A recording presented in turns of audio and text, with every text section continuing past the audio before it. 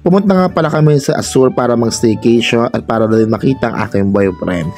Mabuhay, ako ito si Eds at welcome sa panibagong It's Story. Kasama ko si Gabi to, si Erlyn sa Ate Kay. Balik kaming sakay, we're going to Alabang.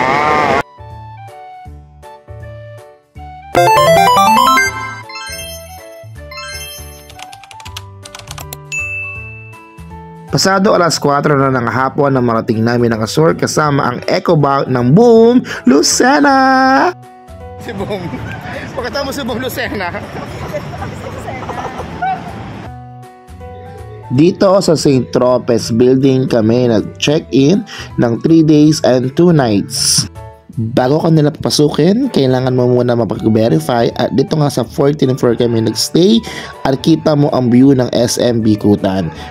Ito nga palang tsura ng aming unit na aming tutuloyin sa loob ng 3 araw at 2 gabi.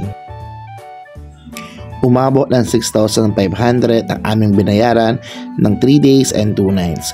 Sa aming unit makikita ang pinagmamalaki nilang pool.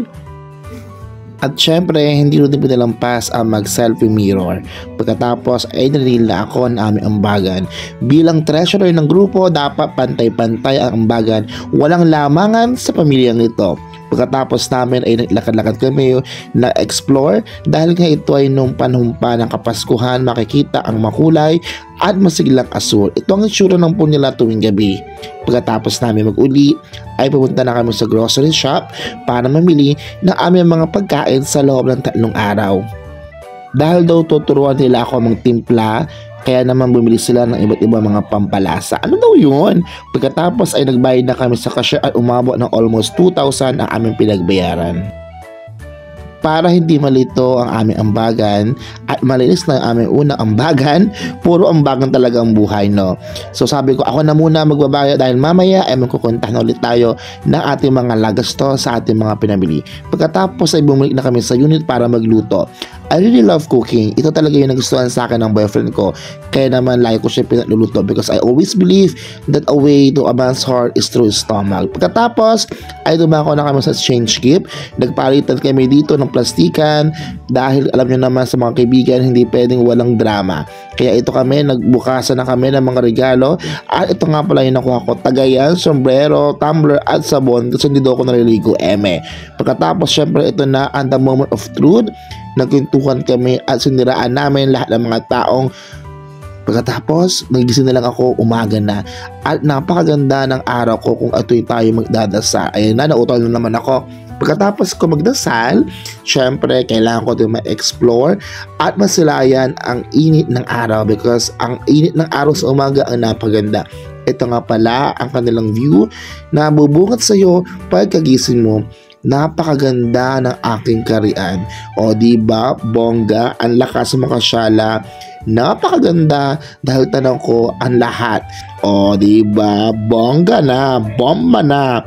Pagkatapos ko nilay-nilay at mag-emote dito ay pumasok na ako para mag-breakfast. Pero bago yon, in-enjoy ko muna ang sunset, sunrise. Kung ano na bahala na yun na yun. Pagkatapos na ito na, kumain na tayo mga kaamats. Ang tagal naman ng pagkain. Then, this our breakfast for today. Good morning mga kaamats. So today is our day 2 dito sa J&L Sweet Escape. Ganyan, no? Nalimutan ko pa yung pangalan ulit. Good morning mga kaamats. Welcome to our day 2 dito sa Azure. Tapos may blue. Dito sa JL Swillscape. Ayan, and of course, outfit check tayo kasi today kami ay mag-swimming. So ipapakita ko sa inyo ang aking red na bikini. Ayan, wait lamang, let's go. Syempre, hindi rin sila magpapakabog dahil for the outfit check din ang aking mga tropa pits. Nakakatawa lang dito sa aming unit ay walking distance lang yung pool, so hindi ka na talaga mapapagod. Kaya naman nilakad na namin ang pool dahil excited na kami at babutan yung pinagmamalaki nilang wave. Sa hindi kalayuan ng aming paglalakad ay nakita namin yung mga bata na lalaro ng tagu-taguan, maliwanag ang buwan. Hindi yung kasal sa script, wala akong masabi. So ito nga pala yung mga bisita ko ngayon, naliligo sila sa pool. Ayan, napakadami nila, diba? So all the way from the different parts of the Philippines, ang mga Pilipino. Nagbayad kami ng 250 pesos para makapasok. And of course, bibigyan ko nila ng stamp para katibayan na you are into the group. Ayan, and of course, nagulat kami dahil pagpasok namin, napakadaming tao, napakadami pala ng staycation dito, di ba? Ang lakas ng mga Boracay ng beach nila kasi kulay puti ito. Buti pa ang buhangan dito, maputi. Yung budhi mo kaya maputi. Ayan. So nakalakad kami at kumuha ng spot para hindi masyadong crowded kasi naniniwala kami na physical distance pa din ang kailangan. Ayan, so lakad-lakad kami, nagtungo kami sa bako doon, sa bako dito, sa lahat. Diba, bako is dako. It's dako, not bako. Ayan, so nakita kami ng isang mga magandang dalaga. This is my friends, si Maria, si Nika, and si Joshua. Charot lang. Kung meron ka naman kasamang tiyanak, so ayan sila, iwanan mo sila dyan para laro. And of course, ito na nga 10:30 na ng umaga, kaya it's wave time na. Hindi na ako pumunta sa dulo kasi natatakot pa ako mag-swimming kasi nga galing ako sa operasyon. Kaya dito na tayo sa Panambe para janitor fish na lalangoy-langoy. Pagkatapos namin mag-swimming, ayan, bumalik na kami sa resort. Sa unit para magpatuyo kasi ang lamig-lamig na. Pero may nakainom kami dito ang nakitang basketball court. And then of course, nung gabi, inom kami ng gin. And of course, andito po kami sa GNL swim skate. Shout out sa'yo, moi. And then, pauwi na kami nito. Nang sulat lang ako dito ng aking mga utangin sa tindahan para namang bongga na yan.